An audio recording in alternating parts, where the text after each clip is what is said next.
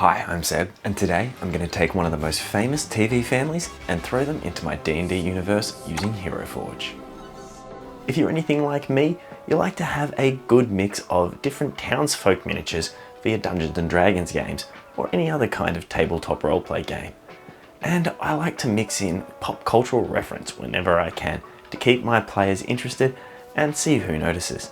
So it's time to jump on the internet and make some custom miniatures using Heroforge. They have a good selection of different options to help you make your miniature, and they have the ability to get right down to the measurements. This will come in handy for giving Homer that famous body shape. And once we've got that done, we throw a few accessories on there and give him a big smile before moving on to the rest of the family. Making Marge a homekeeper. There was no saxophone, so Lisa gets a horn. And Bart with his slingshot.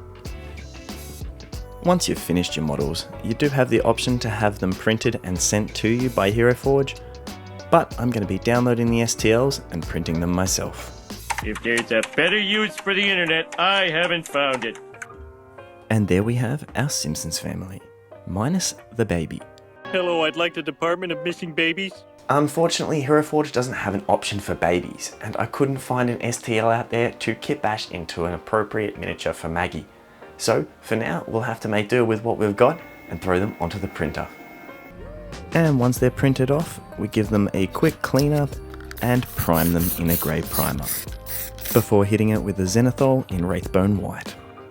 The white takes on these contrast paints really well, which we'll be using over most of the models, starting with the flesh tone over all of the skin areas. While I was super tempted to make the skin yellow, I decided to keep them a bit more grounded and set in my reality.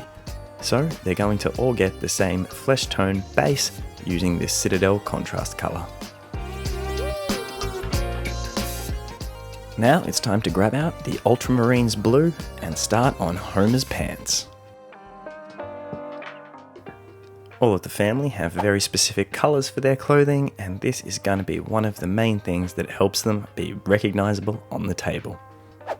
So we follow our reference and just start batch painting our minis, using one colour at a time and applying it anywhere that it's relevant across all four of the family before moving on to the next colour. So we take the red from Lisa's dress and use that for Marge's shoes, as well as her red pearls and Bart's red shirt. Then coming in with my first speed paint from Army Painter with the Malignant Green for Marge's dress. Now moving on to the hair, I pulled out that Ultramarines blue again and gave it a little bit of a water down before applying it to Marge's hair. I then gave the kids some golden blonde hair before moving on to Homer's stubble and then giving him those last few hairs on the top of his head. Finally, cleaning up a few more of the details and giving our characters some eyes.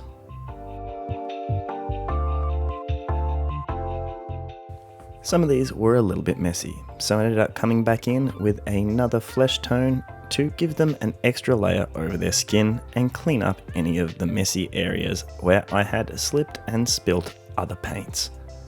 And now for the final stage is throwing together a few bases, adding some flocking and grasses to help it blend in with their final display piece, and gluing the miniatures down. And there we have our Simpsons family in all their glory. Let's just assume that the baby's in the crib inside. The rest of them are looking great, or at least good enough for the tabletop. I don't claim to be the best painter by any means. I'm also very lazy, which is why I like these contrast paints so much. And now I'm looking forward to getting these guys on the table, but they need one more thing. We need to make them a house.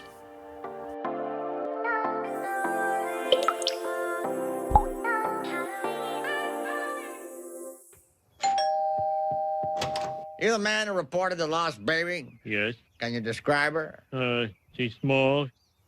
She's a girl. Bingo!